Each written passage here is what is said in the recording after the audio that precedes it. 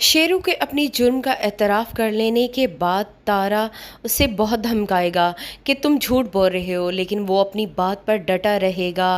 तारा जब ये सब कुछ सुनकर बाहर निकलेगा तो वो देखकर हैरान रह जाएगा कि वहाँ पर शमशेर पहले से ही मौजूद है। शमशेर तो उसकी गाड़ी देखकर आया था कि आखिर तारा की गाड़ी थाने के बाहर क्यों खड़ी है। शमशेर के पीछे पीछे महक भी उतरकर आ जाएगी। महक भी अपने कानों से ये सब कुछ सुन लेगी। तब उसे यकीन आ जाएगा कि उसको मरवाने में बाबा साहब का ही हाथ था। शक तो उसे बहुत पहले ही से था, लेकिन वो ये बात शमशेर से नहीं कर सकती थी। वो शमशेर से कहेगी कि अगर तुम्हें अपने मुलाजिम शेरू की बात पर यकीन नहीं है तो ये बात तुम अपनी माँ से भी जाके पूछो। तुम्हारी माँ भी सारी सच्चाई जानती है, वो तुमसे आज तक छुपाती आई है।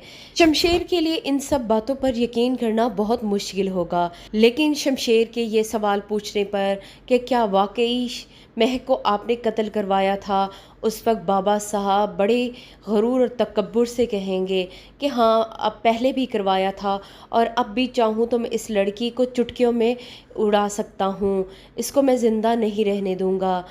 तब शमशेर को भी बहुत गुस्सा आएगा।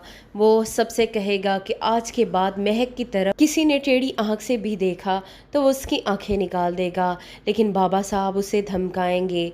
फरवा और उसकी बहन बहुत खुश होगी कि आखिरकार महक का पत्ता साफ होने वाला है, क्योंकि अब शमशेर बाबा साहब के आमने सामने आ खड़ा हुआ है और बाबा साहब अपने सामने किसी भी शख्स को ज़्यादा देर बर्दाश्त नहीं कर सकते। इसलिए फरवा कहेगी कि अब शमशेर की ज़िंदगी से महक जाने वाली है। शमशेर अपनी माँ से सच तो उगलवा लेगा, लेकिन उसकी माँ बहुत परेशान होगी, क्योंकि उसका खामिद और उसका बेटा एक लड़की के लिए आमने सामने आ चुके हैं। वो इस बात के लिए महक को भी सुनाएगी, लेकिन आगे से महक भी बोल पड़ेगी। वो उसे थप्पड़ मारने लगेगी तो फिर रुक जाएगी, क्योंकि उसे शमशेर का ख्याल आ जाएगा।